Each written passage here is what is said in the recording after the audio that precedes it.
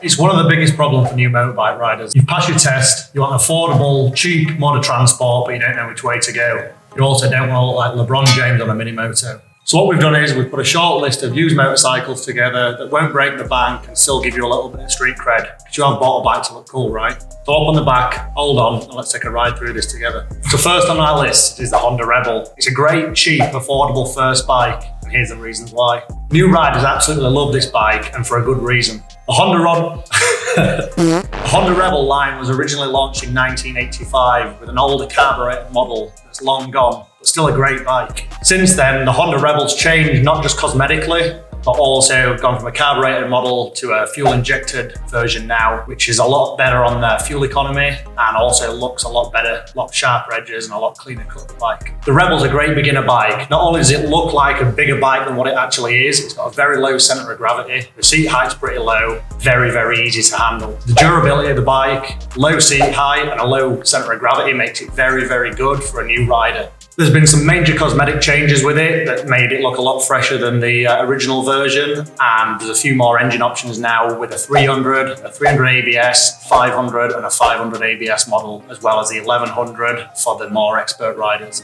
The Rebel's also become perfect for new rider training courses, so when you go to get your license, a lot of the training schools will have the Honda Rebel as an option, allowing thousands of new riders to get their licenses, and that's what we want in the motorcycle community, more people and bikes. Above all, it's very, very easy to maintain. The OEM parts are at a reasonable cost and there's thousands and thousands of outlets to get them, whether that's on eBay, Amazon, your local bike dealer. There's never a shortage of OEM Honda parts. Ideal for when you learn the life lessons of extending your kickstand. The bike ends up laid on its side with a bent clutch lever, dinged up mirror. You can change that out as soon as you can for the price of a couple of beers. But most importantly, you've got a bike to look cool, right?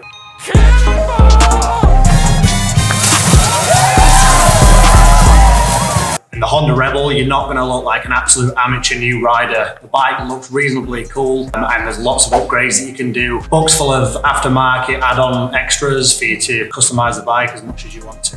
For us, we recommend the 500 ABS model. Best of both worlds. You've got the fuel economy, but you've also got enough power between your legs that if you do need to open it up in case of pulling out in front of a car or keeping up with the traffic, you can do so. And it's not quite got enough power to send you sideways through a 7-Eleven window if shit hits the fan. So second on the list, we've got the Kawasaki Ninja 400. That also comes in the ABS model. If the Easy Rider cruiser bike and tassel look isn't quite for you and you want something a little bit more sporty that's going to scare your parents to death, the Ninja 400's for you. With a 43 brake horse inline twin engine, it's got plenty of grunt.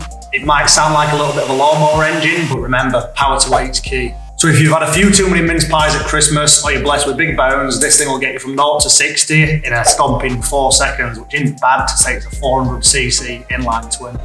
Give it a nice long straight road and a slight tailwind, this thing will top out at about 105 mile an hour, so plenty enough to scare yourself shitless if you don't know what you're doing. Kawasaki really did design this little sports bike with a new rider in mind. The gauge cluster is really easy to see, LED screen, you've got your gear indicator on there, your miles per hour, fuel gauge, everything that you need's there, easy accessible, you can see it really clear and easy, and the thing revs to 12,500 RPM. Not that you should really be revving the absolute tits off it like that, but you will go there if you want to. With it being an inline twin, it's also got a little bit of torque on the bottom end, so you don't have to absolutely cane the thing to get it to go from a set of lights or a stop sign. You can lug it a little bit and it will perform. Although the suspension on it is pretty basic by modern standards, it also does everything that you really need out of a 400cc starter bike. When you're ready to throw it around the canyons with your new riding buddies, this thing won't disappoint. It'll keep up with a lot of riders on a lot more expensive bike than what you've just purchased also. This bike nicely slots in the featherweight category with it 370 pounds wet weight. That's with obviously oil and a bit of coolant in it. It's still in the featherweight category, so it's still a very easy manipulative bike to throw around. So if and when you drop it at a set of lights or a stop sign, because I guarantee it's going to happen with a new rider, shit happens, you can pick it up, fuck off out of the way as soon as you can without your mates seeing you, or you end up on YouTube on bikers' biggest fails. The smaller sports bikes also teach you a lot about new rider skills that transfer all the way up to riding a 1000cc S1000RR. There's lots of skills that you get from riding a small bike, which can quite easily be bypassed, jumping straight onto a 600 or 1000 that you wouldn't learn without taking the inroads on a 400cc starter bike. The bike will teach you a lot about weight transfer and keeping a neutral riding position whilst braking, whilst entering corners and accelerating. A lot of these skills can quite easily be forgotten about, jumping straight onto a big bike with expensive suspension and too much power to even think about using. No matter the rider's skill level, there's all sorts of stuff that you can learn on riding a 400 Ninja. A lot of the top MotoGP guys, superbike riders use these things on go-kart tracks, learning the fundamental skills that you can learn from a small displacement bike. One negative about the bike is the exhaust is very, very quiet from stock. One, it's pretty dangerous when you're commuting through traffic. If you're slipping down the inside to miss a little bit of traffic out and you commute home from work on the freeway. And two, it sounds like a hairdryer. So I'd definitely budget on getting a slip-on muffler. So coming up third on the list, let's get naked with a KTM 390 Duke. We should probably start by going over the design because it's not quite for everybody. Some people say it's got a raw look with animal-like aggression. So if you're a big fan of the KTM, from the 390 up to the big bike, they all have a very aggressive look about them. People love them, some people hate them. I personally think they're a great looking bike. However, I have heard a few people talk about it on YouTube and on forums that it looks like a half-finished bike. Let me know what you think down in the comments. Whether you love it or hate it, the 390 KTM fills the gap in the market absolutely perfectly. It does a little bit that all the others don't. The more upright riding position and the higher amount of torque encourages stupid behaviour, let me tell you that. It has a lot more mid-level grunt with it being a single-cylinder engine. What I do like about the KTM is it does get up to speed a little bit quicker. And if your friends have got a Ninja 400 or a Rebel 300, you're definitely going to be able to ride around the outside of them on this KTM. Although if you're getting back into riding and you've got some experience with more sportier style bikes, it's definitely a great bike. The price point's great, it looks good, and it's very, very fuel efficient. Thumbs up from me. It's got a very nice clear TFT screen, I'd say better than any sub 500cc bike in the price range. And for the entry-level bike, by far has the most superior and best quality suspension out of any of the other bikes.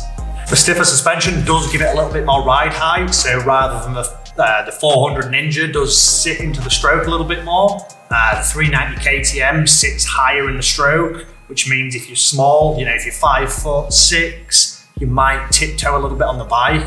There's a few things that you can do. There's a lowering link that you can add to it. You can push the forks through a little bit, and there's quite a lot of material in the seat. You can sculpt out and recover the seat.